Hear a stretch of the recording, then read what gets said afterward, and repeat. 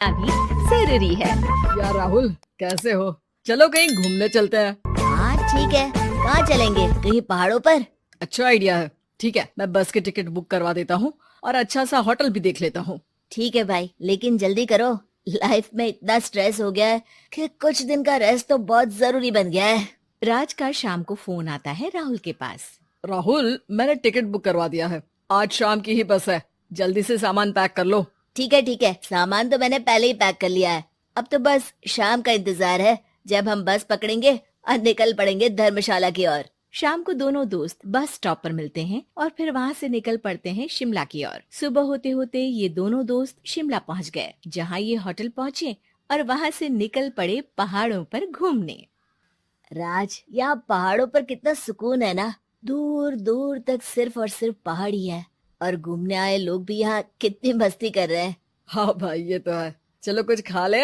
दोनों एक रेस्टोरेंट पे पहुँच गए। वहाँ इनकी रेस्टोरेंट चलाने वाले लड़के से दोस्ती हो गई, जिसका नाम जितेंद्र था। जितेंद्र, तुम यहाँ कब से हो और रेस्टोरेंट खोलने का प्लान कैसे बनाया? अरे भाइयों, मैं तो यहीं का हूँ। बस बाहर कुछ साल के लिए गया था नौकरी करने, पर फिर लौट आया और अपने यहाँ ही रेस्टोरेंट खोल लिया। पिछले 6 साल से यहीं पर हूँ। अरे लेकिन जितेंद्र, एक बात तो बताओ, रेस्टोरेंट ही क्यों? कुछ और काम क्यों नहीं? और भैया, अपना तो ये मानना है कि आदमी दुनिया में कहीं भी हो लेकिन उसे भूख तो लगेगी ही, और इसके लिए उसे खाना तो चाहिए ही। यानी ये धंधा कभी मंदा नहीं पड़ता, इसलिए ये काम शुरू किया था। लेकिन इस काम में क्या मुनाफा भी होता है या फिर बस ऐसे ही काम चल रहा है शौकियाना तौर पर? और अरे क्यों नहीं भैया, काम तो हो ही रहा है और मुनाफा नहीं होता तो ये 10 लोगों का स्टाफ कैसे रख लेता। वैसे आप भी क्यों नहीं इस बिजनेस में हाथ आजमाते हो? हाँ, आइडिया तो अच्छा है, लेकिन हम लोग तो सिर्फ यहाँ घूमने आए हैं और हमारे पास इतने पैसे भी नहीं है। और अब पैसों की चिंता क्यों करते हो? सिर्फ 5 लाख रुपए लगा कर भी आप काम शुरू कर सकते हो। अच्छा, वो कैसे? अरे आप रेस्टोरेंट में मेरे पार्टनर बन जाइए। जो मुनाफा होगा वो आधा आधा बांट लेंगे। राज को ये सुनकर अच्छा तो लगा, लेकिन राहुल को इस ऑफर में कुछ दिक्कत लगी। उसने कोने में ले जाकर राज को समझाना शुरू किया। अरे राज, पागल मत बन। हम सिर्फ यहाँ घूमने आए हैं, ये ऑफर के चक्कर में क्यों पड़ रहे हो? कुछ काम शुरू ही करना होगा तो दिल्ली में शुरू करेंगे, यहाँ शिमला में क्यों? अरे बेवकूफ, दिल्ली में 5 लाख रुपए में कौन सा काम शुरू करेंगे? यहाँ शिमला में इतने कम पैसों में काम शुरू कर लेंगे और 1 साल में मुनाफा लेकर वापस भी चले जाएंगे। ओहो, अरे भाई, तुम्हें जो करना है करो, लेकिन मैं इस बिजनेस में तुम्हारा साथ नहीं दे सकता। याद रखो, हम यहाँ सिर्फ घूमने आए हैं, कोई बिजनेस करने नहीं।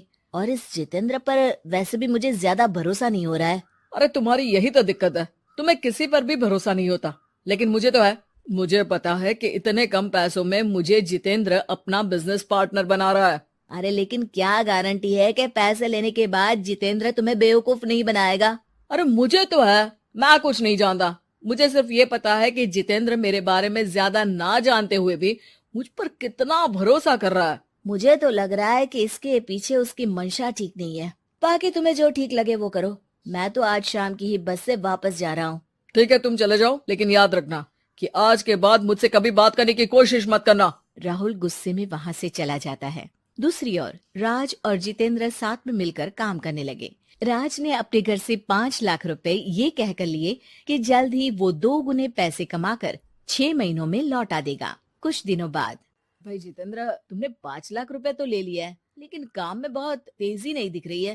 अरे भाई, काम में थोड़ा समय लगता है, चिंता मत करो यार। हाँ वो तो ठीक है, लेकिन मेरे पैसों का तो कुछ हिसाब दो। कहाँ लगाया तुमने?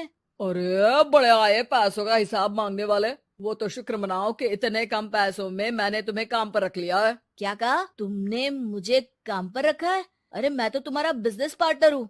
बड़ा आया पार्टनर बनने वाला। औकात देखिए अपनी, 5 लाख में रेस्टोरेंट खरीद लिया है क्या? ऐसा है तो मेरे पैसे वापस करो, मुझे तुम्हारे साथ काम नहीं करना है। अरे पैसे कैसे, वो सब तो काम में लग गए। अब तुम्हें वापस जाना है तो चले जाओ, कोई पैसा नहीं मिलने वाला है। राज को अपने साथ होने वाले धोखे का एहसास हो चुका था, लेकिन तब तक देर हो चुकी थी। उसे अपने दोस्त राहुल की याद सताने लगी, जिसने पहले ही आगाह कर दिया था कि इस बिजनेस में धोखा है, लेकिन अब तो देर हो चुकी थी। राज को अब कोई रास्ता नहीं सूझ रहा था। जितेंद्र भाई, मेरे पैसे वापस कर दो ताकि मैं लौट जाऊं। मुझे अब तुम्हारे साथ कोई काम नहीं करना भाई।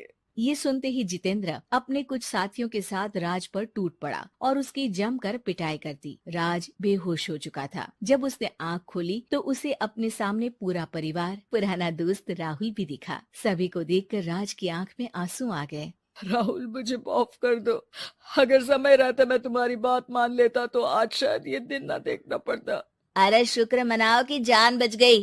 वो तो भला हो एक आदमी का जिसने मुझे फोन कर दिया था, तभी तुम्हारी जान बच सकी। मुझे माफ कर दे दोस्त, तेरी सलाह ना मानकर मैंने बड़ी भूल की है।